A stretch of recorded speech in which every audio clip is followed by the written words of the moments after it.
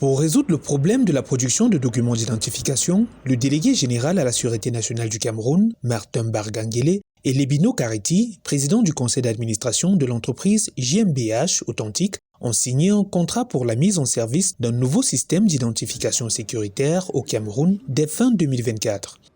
Selon le patron de la police camerounaise, le nouveau système va permettre la production et la délivrance des cartes nationales d'identité et d'invalidité, les cartes de séjour, de résidents et de réfugiés en 48 heures seulement après l'enrôlement.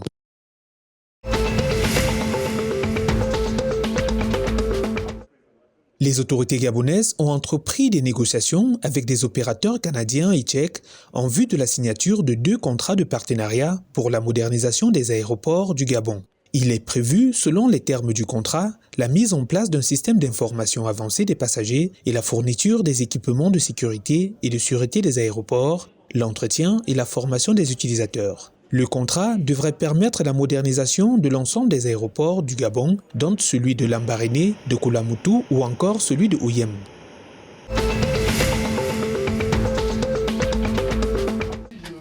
Le président de la République centrafricaine, Faustin Archange Touadéra, a accordé le 15 mai 2024 à la Cité des chefs d'État de la CEMAC une audience à l'ambassadeur d'Arabie Saoudite en République centrafricaine, son Excellence Amer Bin Ali Al-Chéri. Au menu de leurs échanges, le renforcement de la coopération bilatérale entre les 2 pays, mais davantage l'investissement dans les infrastructures en RCA, notamment dans les domaines de la santé, de l'énergie et des infrastructures routières. Le déficit d'infrastructures constitue un obstacle majeur à la croissance économique en RCA.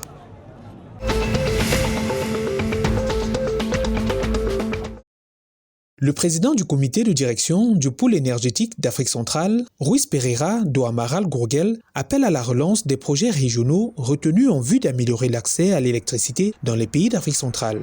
Le 16 mai 2024, au cours d'une mission de travail à Brazzaville, l'Angolais a promis de relancer les 10 projets. Au total, 41 projets régionaux figurent au portefeuille du PEAC pour une enveloppe de 14 milliards d'euros, soit environ 9 157,6 milliards de francs CFA.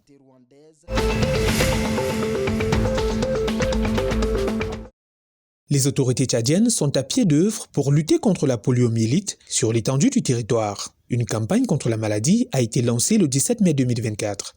L'opération prévoit l'identification des enfants sous-vaccinés et non vaccinés, la supplémentation en vitamine A et le déparasitage au mébendazole. Selon le directeur général adjoint Afrique de la nutrition internationale, Banda Diaye, la supplémentation en vitamine A permet de promouvoir la croissance de l'enfant. Le Tchad a enregistré de 2022 à 2023 64 cas de poliovirus répartis dans 15 provinces.